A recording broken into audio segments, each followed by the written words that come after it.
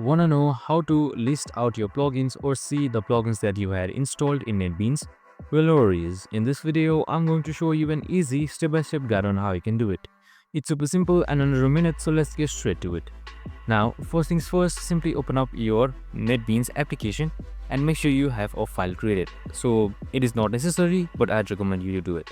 So we have also created a video on how to install NetBeans, so make sure to watch it. Now once you've done all of that, here you should be seeing tools. So once you've selected tools, here all the way down, right above options, you should be seeing plugins. Simply select plugins.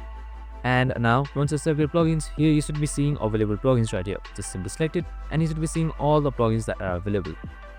And these are it. So if you want to activate or install it, just simply select any one of these from the checkbox and then select install, and that's it.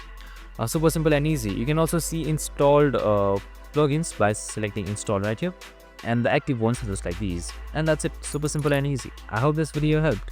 If it did, make sure to like, subscribe and tune in with us for more of these videos. See you in the next one.